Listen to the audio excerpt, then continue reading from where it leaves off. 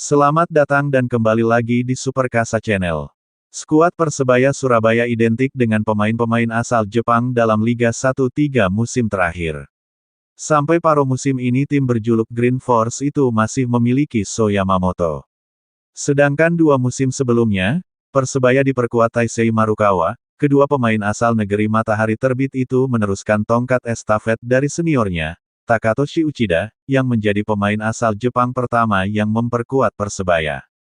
Pemain yang akrab disapa Taka itu lahir pada tanggal 20 Januari tahun 1982, dan bergabung dengan Persebaya Surabaya saat usianya menginjak 27 tahun. Dia berposisi sebagai bek tengah. Saat itu, Taka diberi nomor punggung 5, dan disiapkan sebagai banteng terakhir pertahanan Persebaya Surabaya untuk mengarungi Indonesia Super League (ISL) musim 2009-2010. Menurut data yang dihimpun oleh Transfermarkt, sebelum bergabung dengan Green Force, Taka memperkuat klub Liga Singapura, Albirex Niigata FC, yang hingga kini menjadi salah satu klub top dari liga tersebut. Taka dikenal oleh sebagian besar kalangan bonek sebagai pemain yang ngeyel dan ngosek.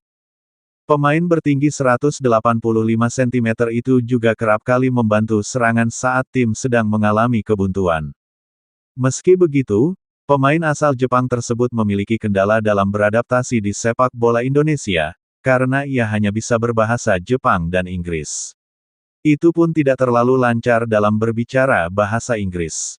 Sedangkan pemain Persebaya rata-rata malah tak bisa berbahasa Inggris. Kehadiran pemain asal Brasil, Anderson da Silva, menjadi berkah bagi Taka. Sebab, pemain yang juga berposisi sebagai bek tengah itu fasih dalam berbahasa Inggris dan Indonesia.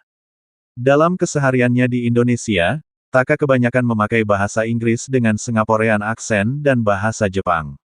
Saya harus berbicara untuk membangun komunikasi dengan teman-teman. Sebagai pemain bertahan, komunikasi adalah hal yang vital, kata Taka ketika itu. Ia juga menambahkan, beberapa pemain mengerti bahasa Inggris yang diucapkan oleh Taka, namun mereka kesulitan jika harus membalas apa yang dikatakan pemain asal Jepang tersebut. Kalau pemain bertahan lain, seperti Sunaji dan Nugroho Mardianto, mereka sebenarnya mengerti maksud saya, terangnya. Demi mempercepat proses adaptasi dan bisa diterima oleh komponen tim, Taka memiliki beberapa cara yang bisa dilakukannya.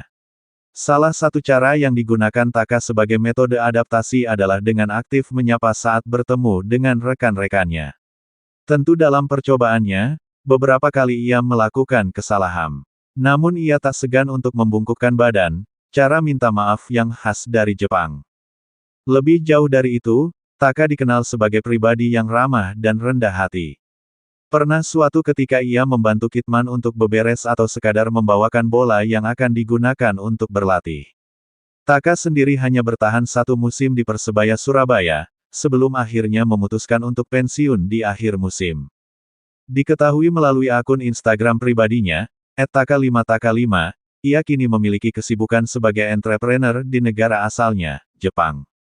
Mayoritas unggahan Instagramnya berisi tentang foto bersama kliennya di sebuah tempat. Pria yang kini berusia 42 tahun tersebut banyak mengunggah momen saat ia sedang berlibur. Di salah satu unggahan pada tanggal 1 April tahun 2016 atau 6 tahun setelah meninggalkan Surabaya, ia mengaku sedang merindukan mantan klubnya, Persebaya Surabaya dan bonek. Saya mencintai supporter, bonek, dan selalu mengenangnya. Saya juga kagum bisa bermain di hadapan 5 juta pendukung, tulis Taka dalam captionnya. Penampilan Taka juga banyak berubah dibanding saat masih aktif bermain sepak bola. Jika Taka versi pemain bola memiliki rambut gondrong, di versi entrepreneur ia berpenampilan rapi. Bagaimana menurut Sobat Super semua tentang hal ini? Silahkan beri komentar dan sarannya, terima kasih.